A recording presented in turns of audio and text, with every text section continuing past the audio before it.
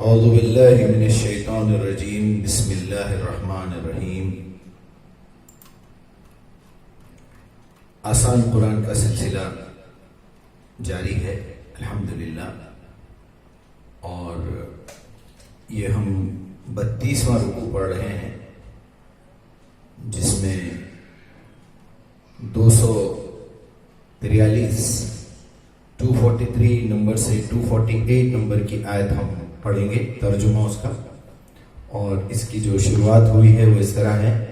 اعوذ باللہ من الشیطان الرجیم الم تر الی الذین خرجوا من دیارہم وهم الفوف حذر الموت۔ اس کا ترجمہ دیکھیے: تم نے ان لوگوں کے حال پر بھی غور کیا ہے جو موت کے ڈر سے اپنے گھر بار چھوڑ کر نکلے تھے اور ہزاروں کی تعداد میں تھے۔ اللہ نے ان سے فرمایا مر جاؤ، پھر اس نے ان کو دوبارہ زندگی بخشی۔ حقیقت یہ ہے کہ اللہ انسان پر بڑا فضل فرمانے والا ہے، مگر اکثر لوگ شکر ادا نہیں کرتے۔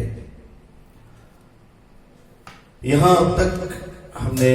جو 3-4 رکوع پڑھے ہیں، اس میں خانگی زندگی، شادی شدہ زندگی اور طلاق کے سلسلے میں بہت سارے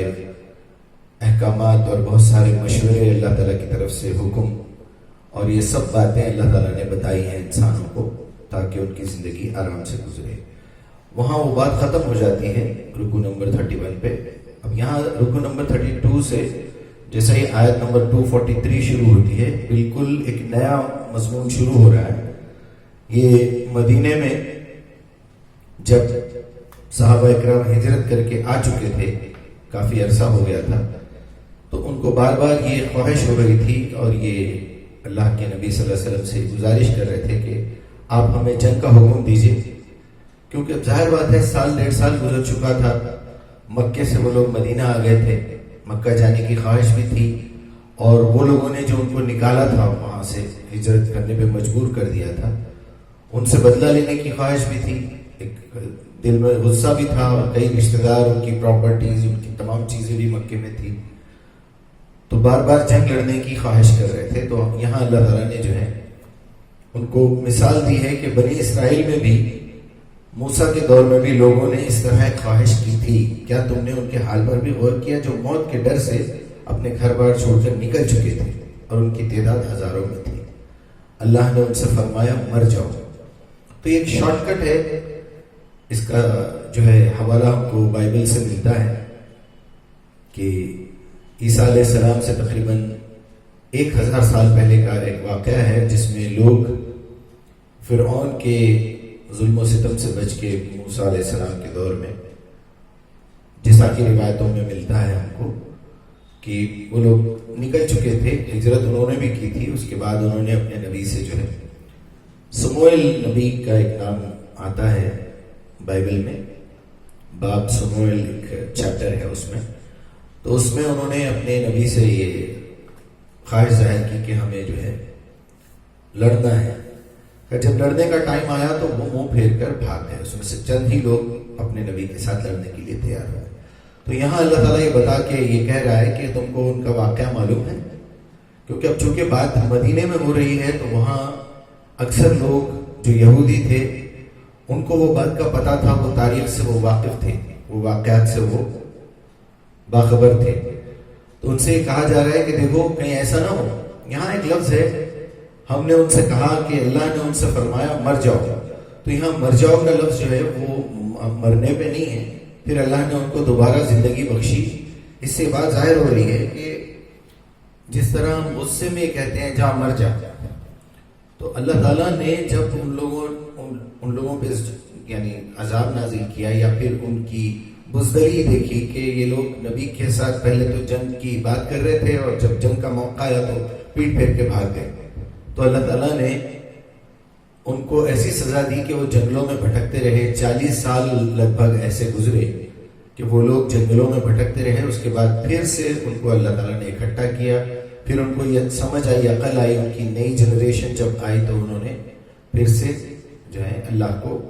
مان لیا اور اللہ کی فرما برداری کرتے رہے۔ تو اسی پورے پیرائے میں ایسا لگتا ہے کہ یہ بات بالکل وہی بات کہی جا رہی ہے کہ پھر اللہ نے ان سے فرمایا مر جاؤ، یعنی چلے جاؤ یہاں سے، نکلو اور بھٹکتے رہو جنگلوں میں اور ریگستانوں میں۔ پھر اللہ تعالیٰ نے ان کو دوبارہ زندگی بخشی، مطلب یہ ہے کہ پھر سے ان کو اٹھایا اور پھر ان لوگوں نے جنگ کی۔ حقیقت یہ ہے کہ اللہ انسان پر بڑا فضل فرمانے والا ہے، مگر اکثر لوگ شکر ادا نہیں کرتے۔ یہ ایک چھوٹا سا ٹکڑا جو ہے یہ اس وقت بھی اپلیکیبل تھا، آج بھی ہے اور قیامت تک رہے گا، بلکہ پوری کی پوری قرآن یہ مثالوں سے اس لیے زیادہ بھری ہوئی ہے کہ یہ لوگ آج کے دور میں بھی اگر ہم اللہ کے قانون پہ اور اللہ کی کتاب پہ عمل کرنا چاہیں تو ہمارے ساتھ بھی ایسے حالات پیدا ہو سکتے ہیں، لیکن لوگ یہ سمجھتے نہیں ہیں کہ اللہ کا فضل ہم پہ کس کس طرح سے ہے، اور اس کی ناشکری کرتے ہیں، اس کے بعد سزا بھگتتے ہیں۔ اب ڈائریکٹ یہاں سے پھر اللہ تعالیٰ مسلمانوں کی طرف پلٹتا ہے، اس کا ترجمہ یوں ہے: مسلمانوں، اللہ کی راہ میں جنگ کرو اور خوب جان رکھو کہ اللہ سننے اور جاننے والا ہے۔ یہاں پھر نصیحت کی جا رہی ہے کہ دیکھو تمہارے جو دلوں کے حال ہے اللہ خوب جانتا ہے۔ تم میں کون ہے جو اللہ کو قرض حسن دے تاکہ اللہ اسے کئی گنا بڑھا چڑھا کر واپس کرے؟ گھٹانا بھی اللہ کے اختیار میں ہے اور بڑھانا بھی، اور اسی کی طرف تمہیں پلٹ کر جانا ہے۔ یہاں اللہ کو قرض دینے کا مطلب یہ ہے کہ تم اللہ کی راہ میں پیسہ خرچ کرو، اس کا مطلب اللہ تعالیٰ اس کو اپنے اوپر قرض کی طرح لے رہا ہے۔ اور قرض حسنہ کا جو لفظ، قرض الحسنہ کا جو لفظ آیا ہے قرآن میں، حسنہ کہتے ہیں نیکی کو، کہ تم سچے دل سے بنا کسی لالچ اور بنا کسی مطلب کے تم اللہ کی راہ میں پیسہ خرچ کرو، اور یہ اللہ پہ قرض ہے۔ اگر ہم اجر کے لیے، جنت کے لیے، اللہ کی رضا کے لیے، یا اللہ کی ناراضگی سے بچنے کے لیے، یا دوزخ کے لیے، دوزخ سے بچنے کے لیے، یہ سب باتیں آپ کے اخلاص کو ختم کر دیں گے۔ اگر آپ کو اللہ کی راہ میں پیسہ خرچ کرنا ہے، یا اللہ کی راہ میں وقت لگانا ہے، یا اللہ کے لیے آپ کچھ کرتے ہیں اپنے ایکٹیویٹیز میں، تو کبھی بھی دو مقصد اپنے ذہن میں رکھیے، اس کے اندر ہی اخلاص ہے، پیورٹی ہے، قرض حسنہ جسے کہتے ہیں۔ ایک تو آپ اللہ کی محبت میں کریں کہ اللہ تعالیٰ نے آلریڈی آپ کو اتنا کچھ دیا ہوا ہے کہ آپ کو اللہ کی شکر گزاری اور اس کی عزت اور احترام، اس کی اطاعت اور اس کی جو ہے عبادت، یہ اس کے اندر اخلاص ہونا چاہیے کہ میرا رب اتنا کچھ مہربان ہے مجھ پہ، مجھے اس سے محبت ہے۔ اور پھر اس کا دوسرا جذبہ ہونا چاہیے شکر گزاری۔ یہ میں بارہا کہتا ہوں کہ اگر آپ کوئی کام کریں تو شکر گزاری میں کریں اور اللہ کی محبت میں کریں، اجر اور یہ جنت اور یہ سب لالچ میں نہ کریں، اس سے آپ کا جو ہے عمل اس میں سے اخلاص ختم ہو جائے گا۔ اب یہاں مال خرچ کرنے کی بات ہوئی ہے کہ اس کو اللہ تعالیٰ جو ہے بڑھا چڑھا کر واپس کرے گا، اور اگر تمہارے عمل میں، تمہارے خرچ میں ملاوٹ آ گئی دنیا کو دکھانے کے لیے یا دنیاوی غرض کے لیے اگر تم نے کیا، تو یہاں اللہ کہہ رہا ہے کہ اس کو گھٹانا اور بڑھانا دونوں اللہ کے ہاتھ میں ہے۔ کبھی کبھی ایسا ہوتا ہے ہم اچھی نیت سے کرتے ہیں، لیکن جس پہ احسان کیا 20-25 سال 30 سال کے بعد احسان جتا دیتے ہیں۔ مطلب یہ ہے کہ جو اجر آپ کا اللہ کے پاس جمع ہوا تھا وہ پورا غارت ہو گیا، ختم ہو گیا۔ تو اللہ کے اختیار میں ہے بڑھانا بھی اور گھٹانا بھی۔ تو یاد رکھیے، اگر آپ کسی پہ کوئی احسان کرتے ہیں، کوئی بھی احسان کا معاملہ کرتے ہیں، تو اللہ آپ کا امتحان لے گا، ٹیسٹ لے گا آپ کے عمل کا، کہ آپ نے واقعی اس کے لیے کیا ہے یا نہیں۔ تو اس کا ٹیسٹ کا طریقہ یہ ہے کہ جس پہ آپ نے احسان کیا اسی کی زبانی آپ کو کچھ برا بھلا سننے کو ملے گا۔ اس وقت اگر آپ جھنجھلاتے ہیں، غصے میں آتے ہیں، تو آپ سمجھ جائیے کہ یہ آپ نے اللہ کے لیے نہیں کیا تھا، بلکہ دنیا کی غرض کے لیے، اپنی خوشی کے لیے کیا تھا، اسی لیے آج ناراضگی ہو رہی ہے۔ میں تو خاص طور پہ میں اپنی بات کہوں گا کہ مجھے جب کوئی بدلے میں کوئی برا بھلا کہتا ہے، میں اس پہ احسان کر چکا ہوں، تو میں خوش ہو جاتا ہوں یہ سوچ کے کہ یا اللہ تیرا احسان ہے، آج تو نے میرے عمل کو، میری عبادت کو، میرے صدقات کو تو نے آج رجسٹر کر کے اس پہ اسٹامپ لگا کے اس کو پکا کر دیا ہے، کیونکہ آج آپ میرا ٹیسٹ لینے ہیں تو میں اپنے ٹیسٹ میں کامیاب ہو جاؤں گا انشاءاللہ۔ تو یہ بات جب انسان کو پتہ چل جاتی ہے تو وہ آنے والی مصیبتوں پر صبر کرنے کے لائق بن جاتا ہے۔ چلیے آگے بڑھتے ہیں۔ یہاں پھر ہم ترجمہ پڑھ رہے ہیں کہ پھر تم نے اس معاملے پر بھی غور کیا جو موسیٰ کے بعد سرداران بنی اسرائیل کو پیش آیا تھا؟ انہوں نے اپنے نبی سے کہا ہمارے لیے ایک بادشاہ مقرر کرو تاکہ ہم اللہ کی راہ میں جنگ کریں۔ نبی نے پوچھا کہیں ایسا تو نہیں ہوگا کہ تم لڑائی کے وقت پیٹ پھیر کر بھاگ جاؤ اور تم کو جب حکم دیا جائے تو تم پلٹ جاؤ؟ وہ کہنے لگے بھلا یہ کیسے ہو سکتا ہے کہ ہم راہ خدا میں نہ لڑیں جبکہ ہمیں اپنے گھروں سے نکالا گیا تھا اور ہمارے بال بچے ہم سے جدا کر دیے گئے تھے، مگر جب ان کو جنگ کا حکم دیا تو ایک قلیل تعداد کے سوا وہ سب پیٹ موڑ کر بھاگ گئے۔ اللہ ان میں سے ایک ایک ظالم کو جانتا ہے۔ دیکھیے پوری کی پوری مثال، جیسا میں نے ابھی آپ سے کہا کہ پورا اللہ تعالیٰ نے واضح طور پر آگے جا کے کھول دیا مسئلے کو کہ یہ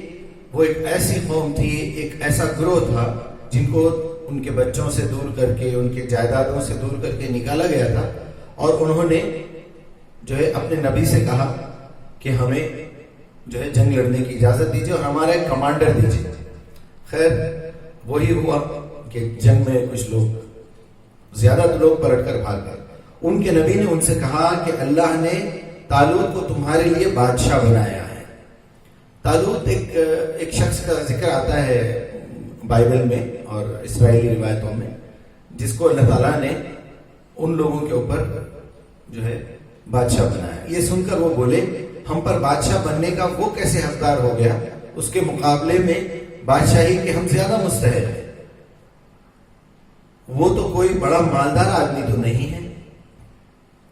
نبی نے جواب دیا اللہ نے تمہارے مقابلے میں اسی کو منتخب کیا ہے اور اس کو دماغی اور جسمانی دونوں قسم کی اہلیتیں فراوانی کے ساتھ عطا کی ہیں، اور اللہ کو اختیار ہے کہ اپنا ملک جسے چاہے دے دے۔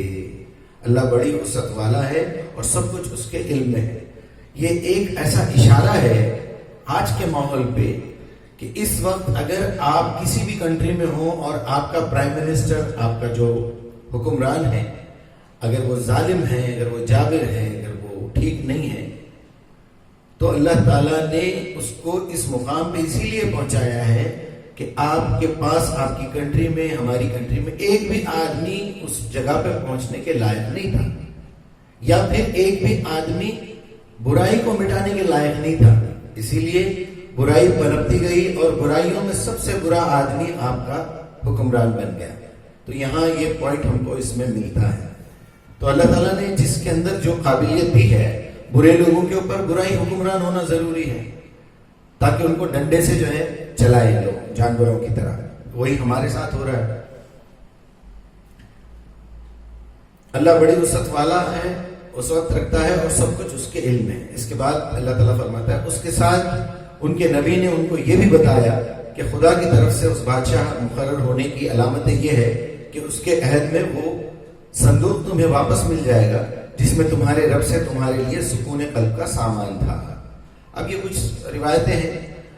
جو اس کا ذکر کیا گیا ہے، جس میں آل موسیٰ اور آل ہارون کے چھوڑے ہوئے تبرکات ہیں اور جس کو اس وقت کے فرشتے سنبھال لیے ہوئے ہیں۔ اگر تم مومن ہو تو یہ تمہارے لیے بہت بڑی نشانی ہے۔ یہاں صاف صاف بتایا گیا ہے کہ وہ جانتے تھے اس صندوق میں ان کے انبیاء کی نشانیاں تھیں، تو یہاں پر ان کو یہ احساس دلایا جا رہا ہے۔ اسی کے ساتھ اللہ تعالیٰ سے دعا ہے کہ ہماری جو باتیں صحیح ہے اس کو دماغ میں بٹھا دے، دل میں بسا دے، عمل کرنے کی توفیق دے۔ جو باتیں ہماری زبان سے غلطی سے نکل گئی اسے معاف کرے اور ہمارے دماغوں سے مٹا دے۔ اللہ تعالیٰ ہمیں سیدھے راستے پہ گامزن رہنے کی ہمت، طاقت اور ہدایت دے۔ وآخر دعوانا الحمدللہ رب العالمین۔ السلام علیکم۔